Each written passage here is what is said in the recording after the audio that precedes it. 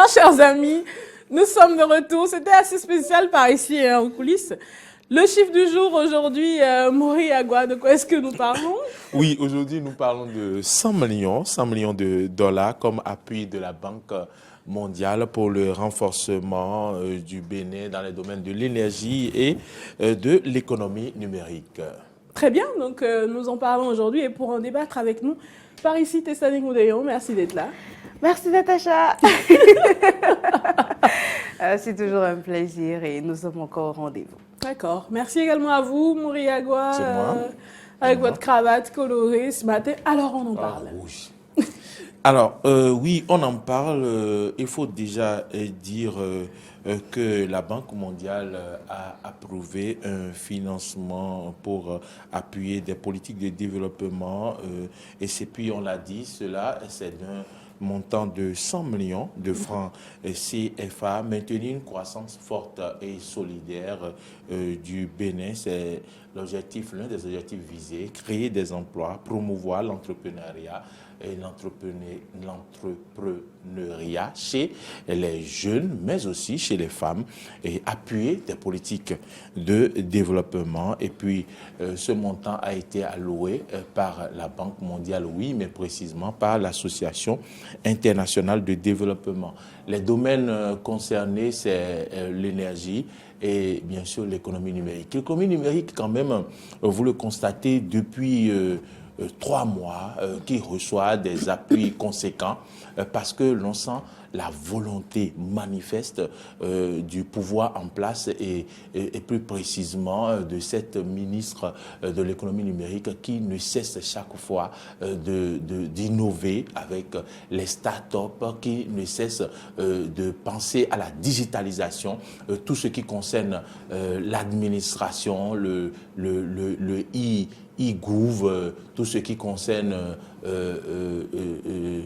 comment je vais dire, l'objectif de se débarrasser des papiers et d'éviter la lourdeur administrative. C'est un travail phénoménal qui se fait tous les jours. Et d'ailleurs, le Trésor public en est une preuve dont on peut parler, où aujourd'hui, les fiches de paye peuvent être consultées juste avec le portable. Vous pouvez recevoir votre fiche de paye par des liens. Vous pouvez aller sur le site du Trésor public pour aller consulter tout ce que vous voulez. Et donc, également, l'économie numérique qui a permis aujourd'hui, qui a permis d'éviter les lenteurs qu'on observait lorsqu'on doit payer, par exemple, les prestataires de services. Donc, l'économie numérique aujourd'hui va vraiment mettre le Bénin sur orbite et également plus encore avec ces soutiens dont on bénéficie, comme c'est le cas d'ailleurs de ces 100 millions de dollars US qui viennent d'être alloués au Bénin. Quand on prend le domaine de l'énergie, vous voyez bien le gouvernement aujourd'hui qui, au-delà de ce qui se faisait où il faut tirer 1000 poteaux vers un village ou 3000 poteaux vers un village avant d'électrifier, le gouvernement opte aujourd'hui pour l'énergie renouvelable, l'énergie solaire, des plaques solaires qui sont installées dans des villages au fin fond du Bénin et qui vraiment sortent ces populations de l'obscurité. Et certainement que c'est une façon d'encourager le Bénin à quand même se développer, également parce que c'est grâce à la lumière, vous savez ce que la lumière fait. Il suffit que la lumière jaillisse ici et que on a parlé de Tankpé. Aujourd'hui, le carrefour Tankpé avec la viabilisation, les pavés et les lumières qui entourent, vous avez vu ça vie.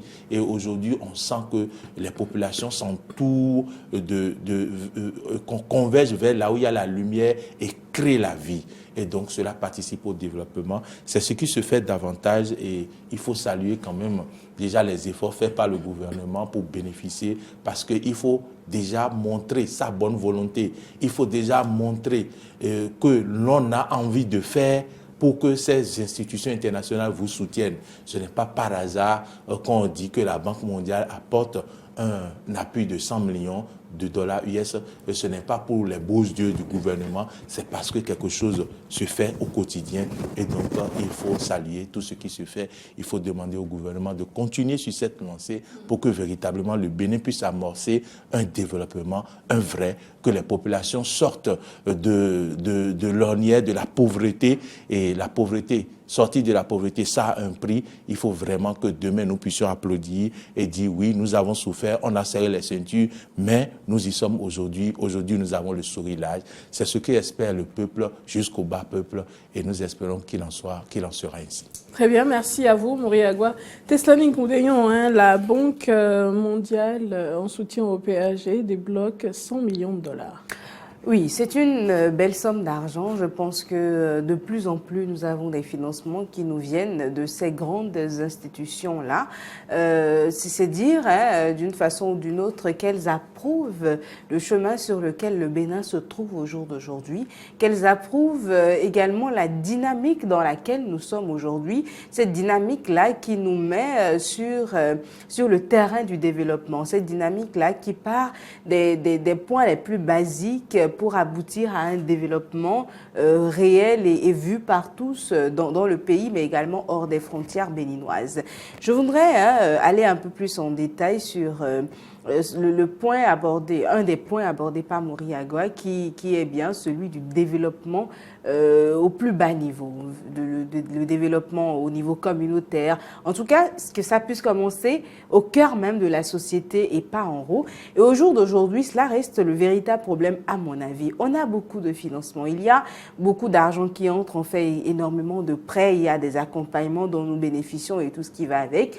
Mais personnellement, je n'ai pas l'impression que la population à la base en bénéficie. On a eu cet échange ici et notre conclusion a été que des choses se font et qu'au fil du temps, les retombées viendront. Mais je me pose la question de savoir pendant ce temps, on mange quoi ? Pendant ce temps, la bonne dame, après, elle fait quoi? Et quelle est la politique à la base? Sinon, dans mon développement, je ne voudrais pas forcément tirer sur le gouvernement parce que je pense que l'État, c'est chacun de nous. C'est chacun de nous qui a quelque chose à faire, un pas à poser, refuser les pots de fin exactement pour que les choses puissent bien aller. Mais ma grosse interrogation au jour d'aujourd'hui, c'est quelle est la politique au niveau communautaire, au niveau le plus bas de notre société, qui entre dans la même dynamique que ce qui est prévu au plus haut niveau pour permettre que le développement commence à ce niveau-là, commence véritablement en bas. J'ai pas l'impression que la dynamique dans les arrondissements, dans les communes par exemple, soit la même dynamique que celle prise par le gouvernement au plus haut niveau. Quand on prend la commune d'Abomey-Calavi ou même celle de Cotonou aujourd'hui, il y a beaucoup de thématiques sur lesquelles le gouvernement se positionne et parce que je suis dans ces zones-là, sur lesquelles je ne vois pas forcément ces communes-là. Je ne vois pas ces communes entrer dans cette dynamique-là qui nous permet d'atteindre les objectifs de développement que nous nous fixons. Est-ce que les politiques de développement mises en place au plus haut niveau sont en déphasage avec les réalités au plus bas niveau? C'est une question oui, c'est une question justement que l'on se pose. Mais parlons de ces 100 millions de dollars. Comment est-ce qu'ils seront redistribués? Cela, moi, reste toujours la zone norme quand on a ce genre de financement. Comment cela est redistribué? On parle du secteur des énergies ou de l'énergie, on va le dire comme ça. Mais comment est-ce que la redistribution se fera quand, je prends par exemple le cas de la commune, enfin c'était dans la zone un peu après à la DAC, j'étais il y a quelques semaines, et il y avait encore des endroits qui étaient totalement plongés dans le noir. À une certaine heure, vous passez, vous avez peur, et pourtant il y a des gens qui vivent dans cette zone-là. Vous voyez encore des enfants qui traînent la lanterne ou le lampillon que nous on a utilisé il y a une vingtaine d'années. Au jour d'aujourd'hui, quand je retrouve encore un bol de lampillon ces zones-là sont comme en marge de du développement. Totalement en marge. Et comment est-ce qu'on fait la redistribution? Comment est-ce que les choses se font véritablement pour que chacun puisse en profiter? 100 millions de dollars n'est pas grande chose, on nous dira ça ne pèse pas vraiment dans la balance quand on sait tout ce dont on a besoin pour atteindre un niveau de développement. Mais il faudrait Est-ce que vous ne pensez pas que ça pèse à... tout de même, sachant que la Banque mondiale ne débloquerait pas autant de fonds simplement pour plaire, comme il le disait tout à l'heure, à une ou Y. Et également, on se doute que c'est forcément basé sur... ils ont forcément apprécié d'une manière ou d'une autre la gestion faite actuellement. Évidemment. Vous l'aurez constaté, c'est par là que j'ai commencé. Pour moi, ces financements que nous obtenons depuis peu ne viennent que confirmer la dynamique, sinon la bonne dynamique dans laquelle nous sommes. La seule interrogation, sinon le seul bémol pour moi aujourd'hui, c'est cette, en griffe, je mettrai disparité en griffe, cette disparité de redistribution des fonds pour atteindre le développement à tous les niveaux. Et comme je l'ai toujours dit, ça part du plus bas niveau. Je pense qu'on devrait aller dans une forme pyramidale, partir du bas pour arriver au sommet. Mais est-ce que c'est comme ça que ça se passe véritablement? Je souhaiterais que les politiques de développement dans les communes, ça rime par exemple à ce qui est prévu au plus haut niveau pour atteindre les objectifs, enfin pour être tous dans une même dynamique. Très bien, je pense que le gouvernement en place est déjà lancé dans cette dynamique-là, je le dirais comme ça, parce que quand l'on tient compte de certains aspects tout de même, je pense que les 2 derniers mois, nous avons entendu, 2 ou 3 derniers mois, nous avons entendu le président de la République et ses porte-paroles dire, même on a vu certaines actions où ils sont allés beaucoup plus dans le social, désormais ils sont beaucoup plus lancés dans le social et partant de là, j'ose espérer que la redistribution se fera comme il faut et qu'on tiendra compte de toutes les couches composant justement la population béninoise. On l'espère, ça se fera. Ils sont en train de travailler sur la meilleure façon d'y arriver. Nous allons clore ce débat. Je sais que Maurice Agua a encore pas mal de choses à dire sur le sujet, mais nous allons clore ce débat. Et chers amis, merci pour votre attention. Merci Natacha. Oui, ça voulait dire au revoir. On s'apprêtait à vous dire au revoir et à demain. Est-ce que vous le croyez? Non, allez, merci à vous deux. On n'oserait pas faire ça. Merci à vous deux.